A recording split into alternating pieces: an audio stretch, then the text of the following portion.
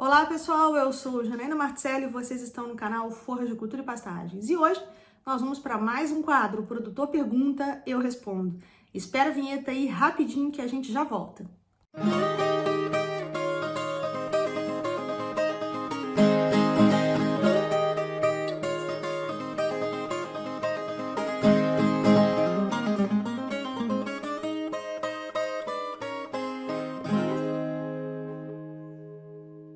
E aí, pessoal, eu coloquei um vídeo aqui no YouTube falando um pouquinho sobre a espécie pânico máximo, né? A Mombasa, Zuri, por que é uma espécie que a gente tem que usar em sistemas rotativos, né? Explicando um pouquinho sobre por que é endócito para o manejo. Eu achei muito interessante a pergunta do Paulo Gabriel. Na verdade, não foi nenhuma pergunta, foi um comentário muito interessante.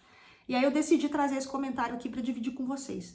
O Paulo Gabriel faz a seguinte colocação. Professora, eu sonho que vocês técnicos descubram uma forma de quebrar a dormência de pânico máximo para que ele possa se desenvolver bem na seca, porque mesmo irrigado, ele se desenvolve muito mal. Então, eu achei interessante essa colocação dele, porque eu preciso explicar para vocês o que acontece. Eu acho bacana a gente trazer um pouquinho de ciência, né? Uma pitadinha de ciência, para vocês saberem como as coisas acontecem na propriedade de vocês, né? Então, vamos lá. Olha o que acontece. Essas plantas forrageiras que a gente utiliza no Brasil, eu já contei para vocês lá no vídeo anterior, que são plantas de origem africana, né? Então, essas plantas, elas são tidas como plantas tropicais. A gente vai ter aquelas plantas, né, que a gente chama de temperadas. Eu nem gosto de usar muito planta temperada, que parece que a gente colocou azeite e sal na planta, né? Então, eu gosto de usar planta de clima temperado. As plantas de clima temperado, tá? Elas são as plantas, a gente chama aí, a aveia, o azevém. As leguminosas são todas caracterizadas como de clima temperado. A gente tem leguminosas tropicais também, tá? Mas a alfafa, por exemplo, é uma planta de clima temperado. Essas plantas de clima temperado, elas se diferem dessas plantas de clima tropical, como o pânico máximo, justamente por causa de questões relacionadas à necessidade de temperatura e luz, Paulo Gabriel. Então, o que acontece aqui? Plantas de clima tropical se desenvolveram em regiões que têm muita radiação, por exemplo, Brasil e África. E aí no Brasil a gente vai tirar o sul, que lá no sul a gente tem um grande número de plantas, né, que a gente chama de temperado, ou plantas de clima temperado. Então, elas se desenvolveram em regiões em que a gente tem muita luz e que a gente tem muita radiação. Os dias são mais compridos, tá? Então, lá no clima temperado, os dias são mais curtos. Então, o que acontece no nosso inverno, tá? E aí eu tô pegando principalmente o Brasil Central. Se você estivesse no Nordeste, quando você irrigasse ela, você não ia observar esse problema. E eu vou te dizer por quê, tá? Então, essas nossas plantas tropicais, elas são adaptadas a alta radiação e alta temperatura. Quando a gente chega no inverno do Brasil Central, o que acontece? Nós vamos ter os dias encurtados, os nossos dias encurtam, tá? A nossa temperatura diminui. E aí ela sai do ótimo do desenvolvimento de pânico máximo, tá? Ele sofre mais que braquiária, embora a braquiária também seja uma planta tropical, mas ainda assim braquiária diminui muito a sua produção. Por quê? Porque a planta precisa de várias coisas para se desenvolver. Luz, nutriente, temperatura e água, tá? Então, quando você irriga, você tá dando uma dessas coisas, a água. Você pode até ter nutriente no seu solo, mas vai faltar temperatura e vai faltar radiação. Então, é isso que explica o fato de, mesmo quando você irriga, ele não produz igual. Eu sempre comento isso com os meus alunos. Então, existem regiões em que a irrigação vai te ajudar mais quando você tiver um veranico.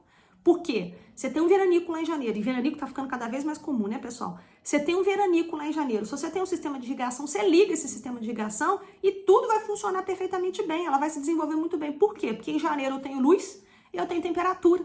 O que faltou foi a água, eu dei a água. Chega lá em julho, não é assim. Em julho falta luz, falta nutriente, falta luz, falta temperatura e falta radiação. Se eu só der a água, tá? Não vai resolver meu problema. Então, essa que é a questão. Por isso que pânico não se desenvolve tão bem, porque é uma questão fisiológica dele, tá? Ele precisaria de mais luz e mais nutriente. Mais luz e mais temperatura. Quando a gente vai se reportar lá no Nordeste, o pessoal do Nordeste que acompanha a gente aí pode confirmar a informação, eu já morei, né, dei aula lá em Alagoas. Lá no Nordeste é diferente, porque o que acontece? O inverno deles lá é chuvoso.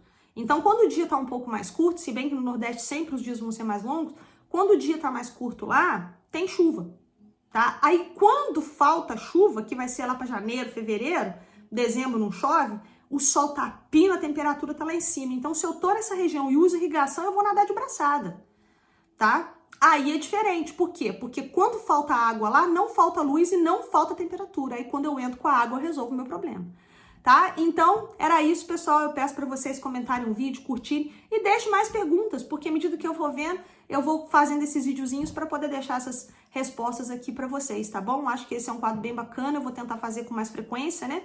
Para a gente poder conversar um pouquinho mais sobre as dúvidas de vocês. Eu peço que vocês se inscrevam no canal, que vocês curtam, compartilhem. É aquele desafio que eu já deixei para vocês. Vamos chegar nos 20 mil antes aí do final do ano, viu, pessoal? Para a gente poder fazer esses vídeos chegarem ao maior número de pessoas possíveis. E aproveita para seguir a gente em todas as nossas redes sociais, Instagram, tem um grupo no Telegram muito bacana, todos os links estão aqui embaixo. É só clicar que você já cai direto lá no grupo do Telegram, tá? Escuta também o nosso podcast e a gente tem trabalhado para popularizar a ciência e a tecnologia em pastagens. E só para a gente não perder o hábito, seu pasto é lavoura, seu dinheiro é capim, o pasto é mais barato. Era esse o recado de hoje, pessoal. Fiquem com Deus e até a próxima.